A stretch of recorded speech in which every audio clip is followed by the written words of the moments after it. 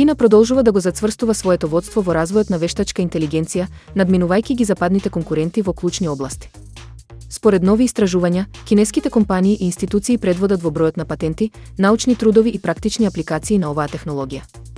Државната поддршка и масовните инвестиции овозможуваат забрзан напредок, особено во секторите на автоматизација, анализа на податоци и генеративна вештачката интелигенција. Големите технолошки гиганти како Бејду, Tencent и Alibaba развиваат софистицирани модели кои веќе се применуваат во индустријата и секојдневниот живот.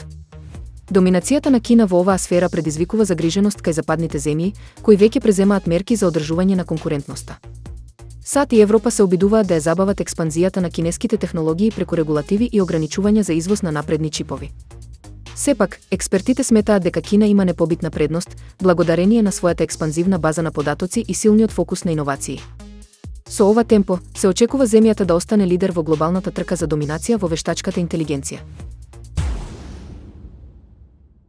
OpenAI работи на револуционерен уред со вештачка интелигенција кој потенцијално ќе ја замени потребата од мобилни телефони. Проектот, кој се развива во соработка со поранешни инженери од Apple, има за цел да понуди интуитивен начин на комуникација без класичен екран и тастатура. Според неофицијални извори, уредот ќе биде опремен со напредна генеративна вештачка интелигенција, способна да разбира и одговара на корисничките барања на природен начин.